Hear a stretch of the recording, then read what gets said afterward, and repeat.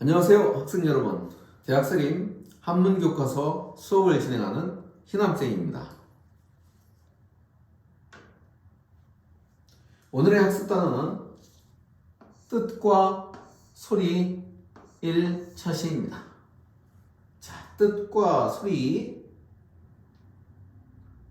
소리가 합쳐져서 만들어진 글자라는 의미입니다.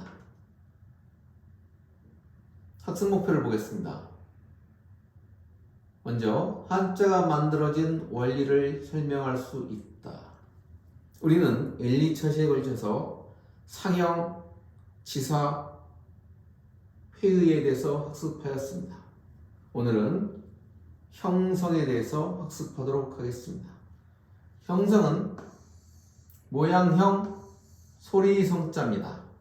모양과 소리 앞부분에서 뜻과 소리라고 하는 부분과 연계시키면 되겠습니다. 두 번째는 한자 조합 시 부수의 형태가 바뀌는 이유를 말할 수 있답니다.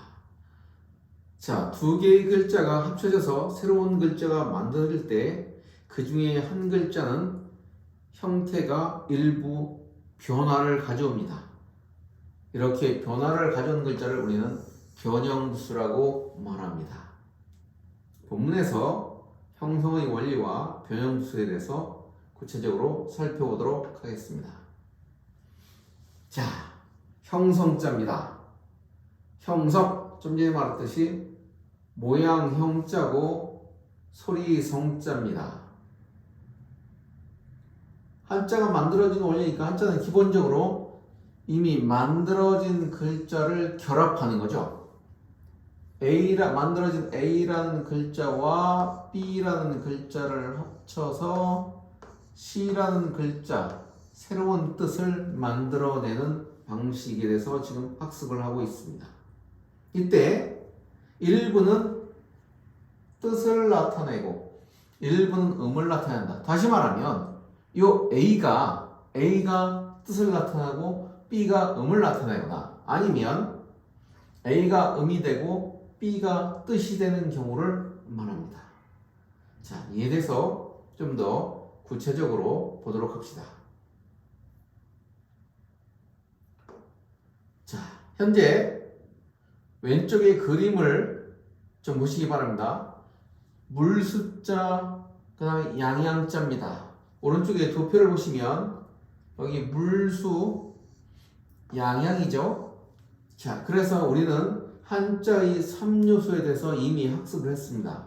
한자의 3요소는 글자 그대로 형,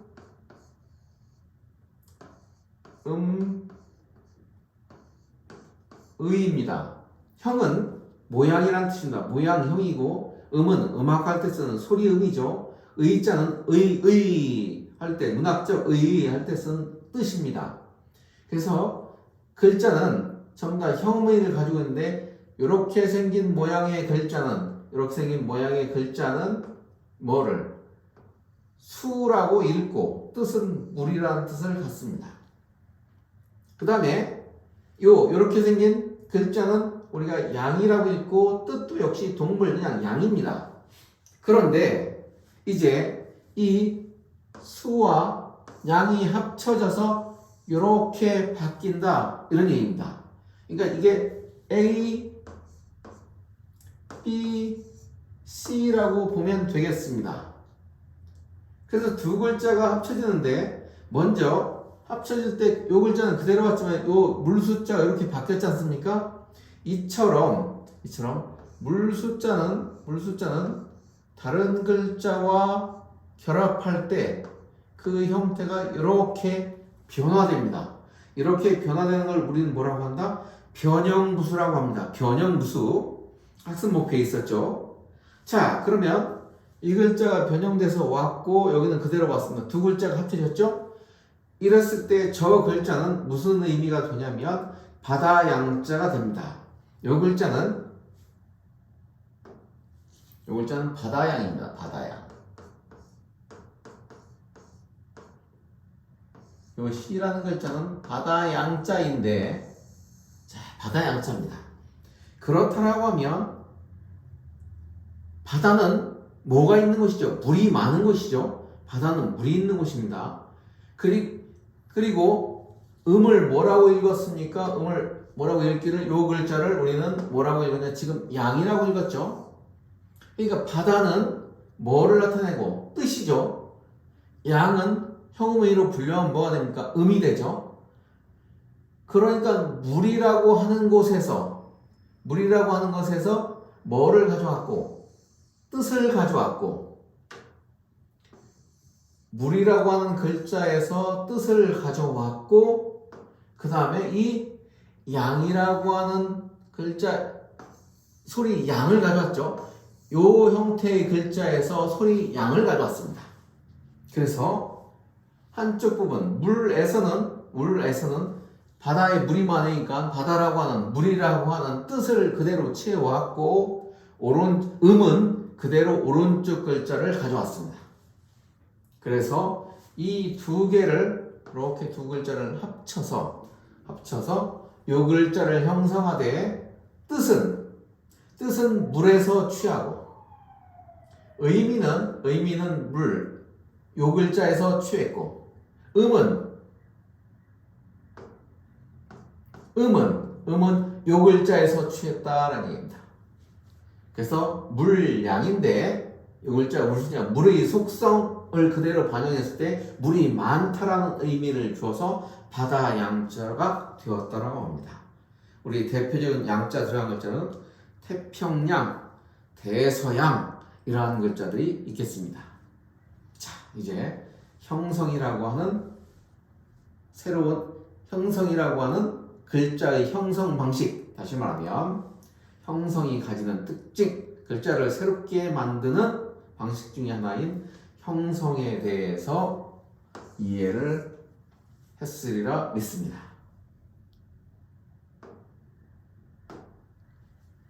자, 이제 구체적으로 하나하나 살펴보도록 하겠습니다.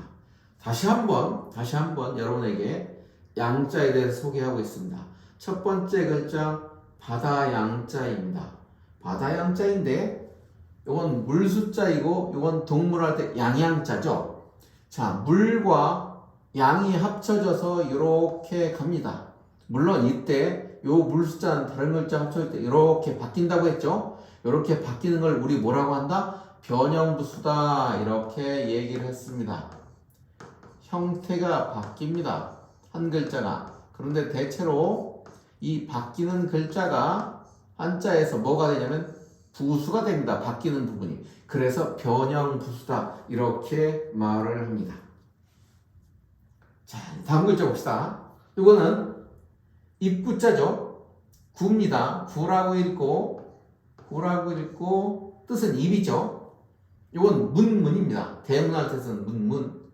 두 글자가 입구라고 하는 글자와 문문자가 합쳐져서 이렇게 가는데 요거의 뜻은 물을 문이 됩니다. 물을 문. 그렇다라고 하면 여기 있는 문자의 의미 그대로 이렇게 온 것이죠. 그러면 요 부분이 바로 어떤 부분이 이 입구가 뭐를 나타낼 것이다? 입구가 뜻을 나타낼 것이다. 입인데 입문이 아니라 입의 속성으로 의미를 준다 그랬죠. 예를 들어서 그대로 입문할 것 같으면 만들 필요가 없죠. 왜냐면 입부자가 있는데 뭐하러 입이라는 뜻을 그대로 주면서 만들겠습니까? 뭐를 하기 위해서? 그 입이라는 뜻이 가진 속성의 새로운 글자들을 만들어내기 위해서 그런 것이죠. 그래서 입은 말하는 것이라서 물을 문자를 생성해 내었습니다. 그래서 입구에서 뭐가 왔다, 묻다라는 뜻을 가져왔다 라고 생각하면 되겠습니다. 다음 동일한 양상입니다. 요 글자만 알면 요 글자는 무슨 자죠? 요 글자는 퀴이죠. 퀴이 다 알고 있습니다. 이건 그대로 문문이네요. 역시 여기 문이죠. 여기 문이니까 요 글자가 그대로 음으로 왔다는 것을 이해할 수 있습니다. 그러면 당연히 요 글자가 퀴가 요 안에 오면서 이놈이 뜻을 형성했겠죠. 그럼 귀라는 뜻을 그대로 주지 않았으니까 귀는 뭐 하는 겁니까? 귀의 속성. 귀의 기능은 바로 뭐죠? 이 기능은 듣는 거죠. 그래서 들을 문이라는 글자를 형성해 냈습니다. 이와 같은 방식을 우리는 형성이라고 한다. 기억하시면 되겠습니다. 자, 이제 조금 더 변화된 형태를 보도록 하겠습니다.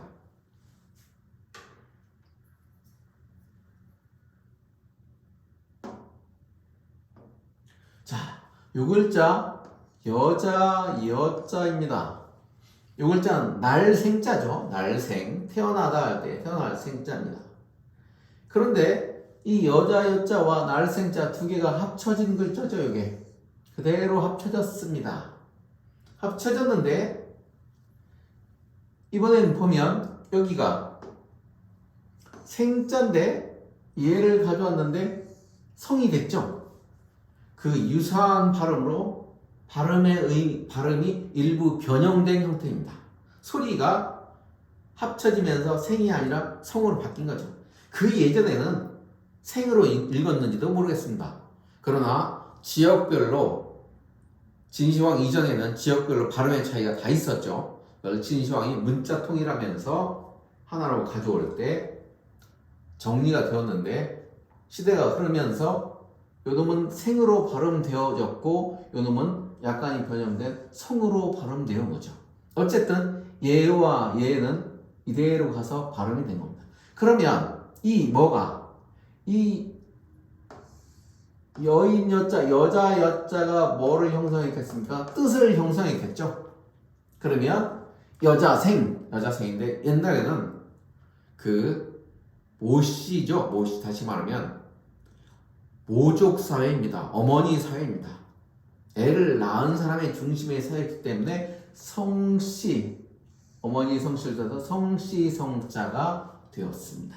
그래서 오늘날 성씨성으로 사용됩니다. 그래서 여에서 뜻을 가져오고 생이 그대로 음으로 가서 변화된 성으로 해서 성씨성이 되었다. 이렇게 이해하면 되겠습니다. 자, 다음 글자 볼까요? 요거 마음심자입니다. 그리고 이거 역시 저기 있는 날생자죠. 뭐 더 이상 쓸 필요도 없습니다.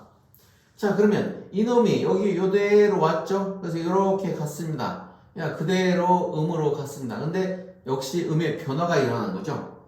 아, 생자는 다른 글자와 합쳐지면 음의 변화가 일어나서 뭐로? 주로 성으로도 읽히는구나. 이렇게 이해하면 되겠습니다.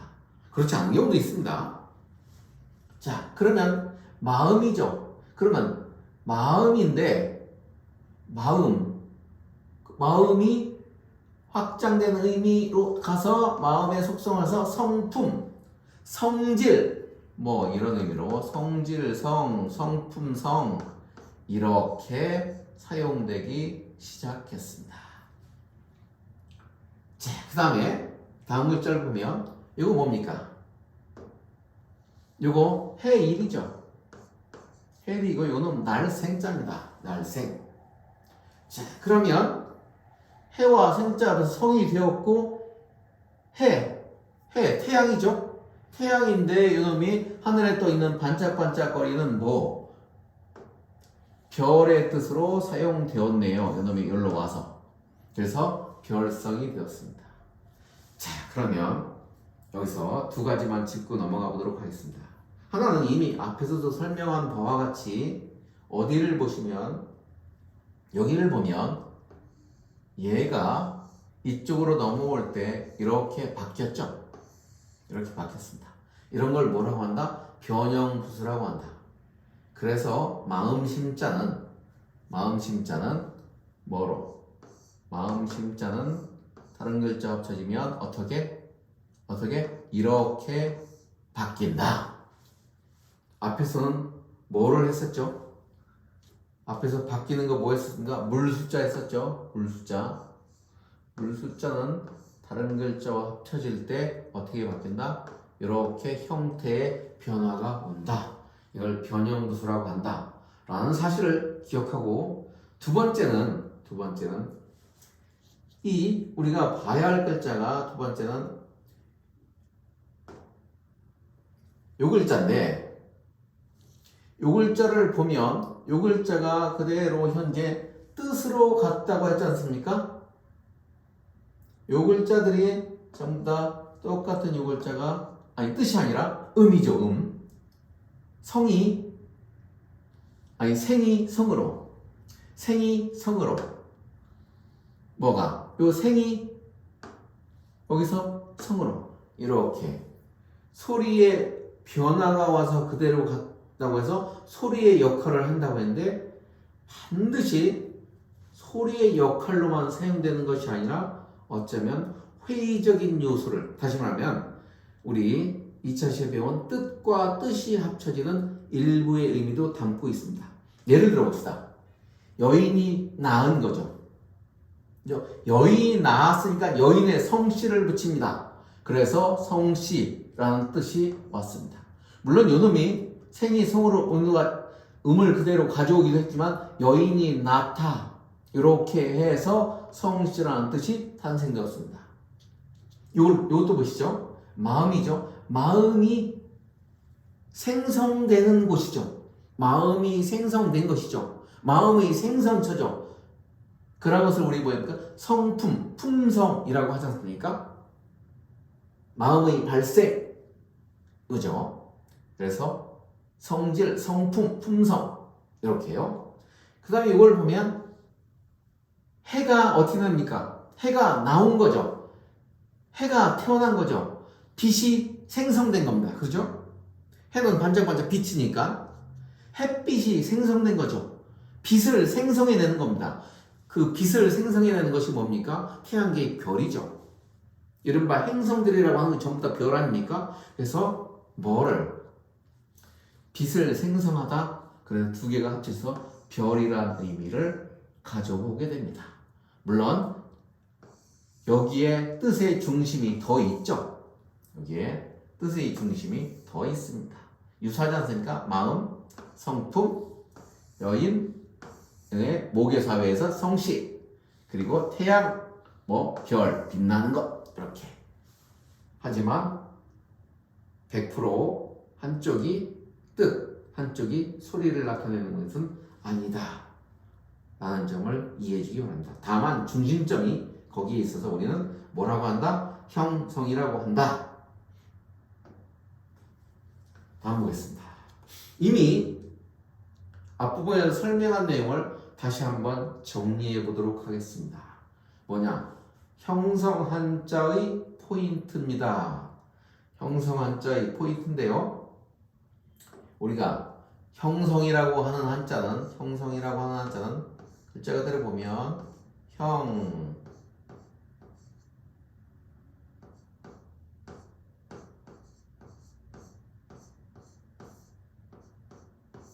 성이지 않습니까?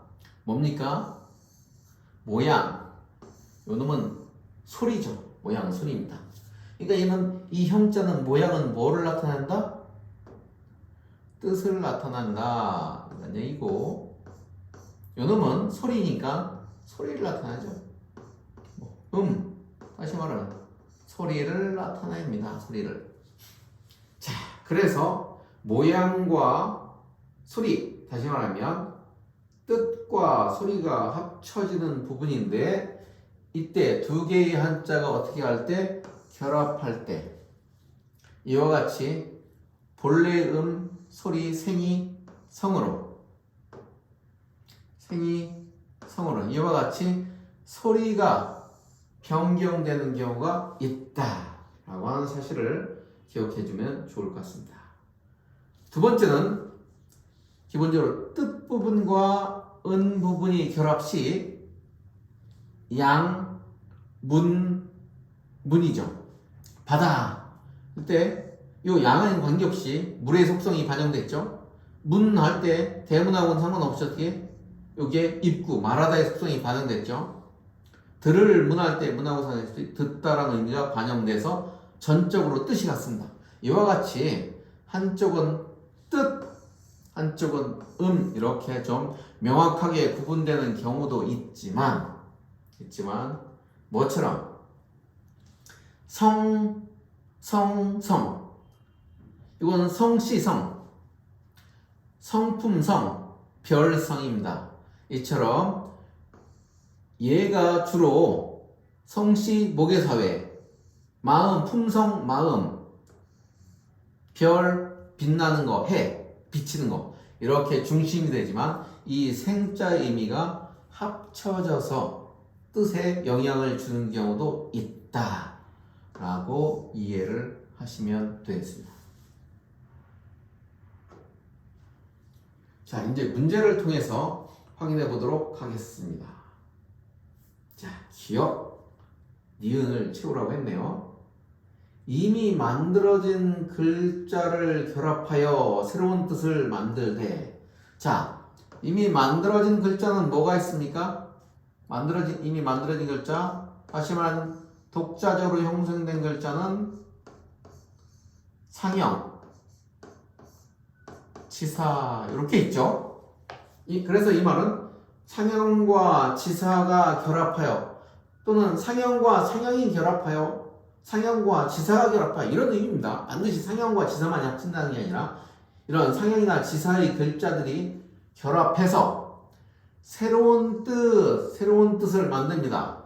여기까지의 설명이면 두 가지가 가능하겠죠. 우리가 머릿속에 떠올릴 수 있는 게 새로운 뜻을 만들어내는 글자는 상형과 치사를 합친 글자는 두 가지가 있지 않습니까?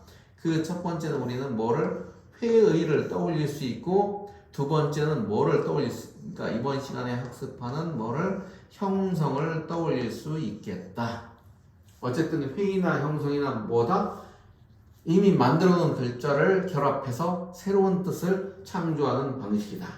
그런데 일부는 한쪽은 뜻을 나타내고 한쪽은 음을 나타낸다고 합니다. 여기서 우리는 형성에 대한 설명이구나 하는 것을 이해할 수 있습니다. 회의는 뭡니까? 한쪽도 뜻, 다른 한쪽도 뜻 두 개가 합쳐진 거지 않습니까? 자, 그런 방식으로 거기 설명을 보면 문자고 귀이자가 있네요. 자, 근데 이거 뭐라고 있습니까? 문이라고 있죠, 문. 무글자 문이라고 있습니다. 그래서 문에서 뭐가 소리가 그대로 왔네요. 그럼 이 귀라는 놈 얘가 여기로 뜻을 가져가겠죠. 근데 뭐 귀문 이렇게 할 수는 없지 않습니까? 그렇게 하면 만들 필요가 없죠. 그래서 귀의 속성의 뜻을 준다. 귀는 듣는 것이다. 그래서 뭐라고 한다? 듣다.